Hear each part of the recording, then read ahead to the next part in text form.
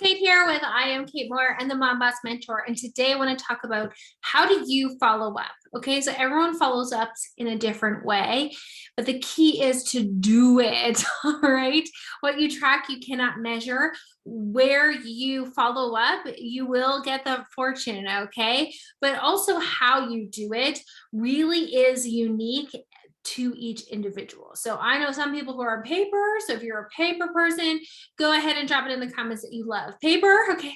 And if you're techie or tech savvy, go ahead and tell me in the comments what app you use or what system you use online. So I am a blend of the two because I definitely love that my assistant keeps me accountable with the online tracker in an Excel spreadsheet. She updates it for me. She tells me who I need to contact, when I need to contact them. Love it. And we're able to track our samples. We're able to track like birthdays, like you name it, we're able to track it, which makes it really, really easy for me to connect or follow up on existing conversations. But let's be honest, sometimes we do not have the time to update an Excel spreadsheet, or maybe you don't have an assistant yet. I dragged my heels for 6 years before I finally said, I need an assistant because I'm leaving money on the table. And guess where I was leaving the most money? Follow-up. Okay. Fortune truly is in the follow-up because any network marketing business is a relationship business. So if you are not having constant, updated, consistent connections or conversations with people in your network, you're kind of out of sight, out of mind, and algorithms are not connecting you. They're not pushing the content so that you're in their feed. You're not continually on their mind or in their stories or in their feed or in their inbox. Okay, so you want to get in people's inbox, you want to be on their mind, and you want to have that association, right? So if somebody says, hey, I'm looking for, you're the person that comes to mind. Or if somebody says, hey, do you know anyone that sells? And it's you who sells that, your friend's going to say, yes, I do actually. She's always on my post. Okay. So there's a couple different methods that I'm currently using aside from my Excel data spreadsheet. So the Excel spreadsheet, just so you know, is designed by my assistant.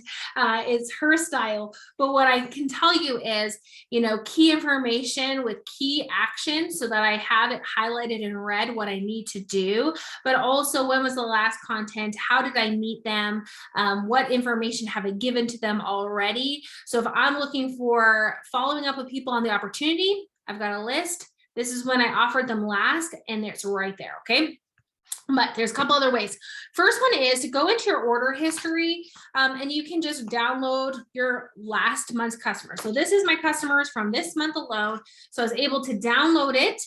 And then I went through and I highlighted who's a first-time customer, because we send samples or thank you gifts to every single person for the first time that they ordered. Then I can also reward my top customer quite easily because I sort based on dollar amount. And then I can also consistently recognize or thank people who are consistently ordering from me each month. So knowing that you want to follow up with your existing customers, keep them happy, make sure that they are serviced appropriately is one type of follow-up.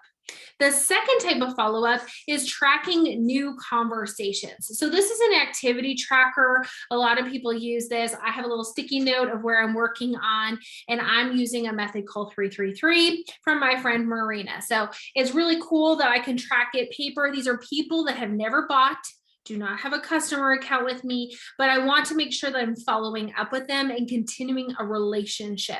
So this is a method for people who have not yet ordered or even have an account with me. Now, another form of contact is throwing in when orders are placed in your day timer. So I love to grab my day timer or my phone and schedule in that follow-up. Some of you use Project Broadcast or apps like Shout or whatnot, where they're going to get dripped on in your follow-up campaign. You decide what works best for you and your methods, whether you're paper or tech savvy. The key is to do it. Okay. So some people like Magic Mondays. Some people like follow-up Fridays. Some people like to think about a Thursday. I just want to touch base and see where you're at and if you'd like more information. Or, hey, I'd just love to follow up with you and add you to my mailing list so that you get informed when we have promos coming up. You know, getting people into your systems is really, really important so they can be dripped on by your systems. But the key is to have a system so you don't miss out on an opportunity because you never followed up. Okay, so I would love to know your follow-up system. Go ahead and put in the comments. If you use an app, tell me which app you use. If you use paper, you know, is it just a general notebook?